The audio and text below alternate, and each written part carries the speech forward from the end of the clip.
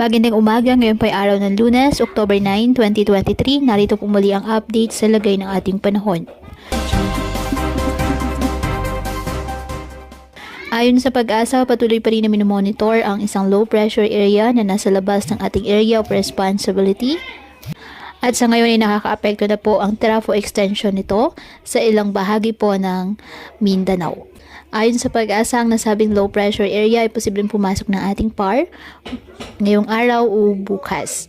Sa ngayon, mababa naman ang chance nito na lumakas bilang bagyo sa loob po ng 48 oras, ngunit patuloy pa rin natin na i-monitor dahil magdadala pa ito ng mga pag-ulan sa ilang bahagi po ng ating bansa. Isang bagyo naman po ang nasa labas ng ating Philippine Area of Responsibility sa may silangan ng Eastern Visayas at malayo po ito sa ating bansa at wala po itong direktang epekto ngayon sa lagay ng ating panahon. Lumakas pa ito at taglay ang lakas ng hangin na 75 km per hour at pugsong 90 km per hour. Ngayong araw, dahil po sa trough ng low pressure area, ang Dinagat Islands, Surigao del Norte at Surigao del Sur, asahan po ang kalat-kalat na mga pag-ulan at thunderstorms.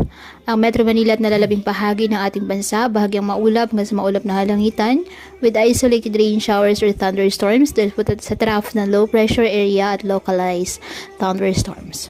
Kaya pinapayuhan ng ating mga kababayan na maging maingat po sa mga posibilidad ng pagbaha at pagguho ng lupa, lalo na po kapag may malalakas na ulan, at ugaliin na magdala palagi ng payong o kahit anong panangga sa ulan o kahit naman sa init ng araw kapag lalabas po ng ating mga tahanan.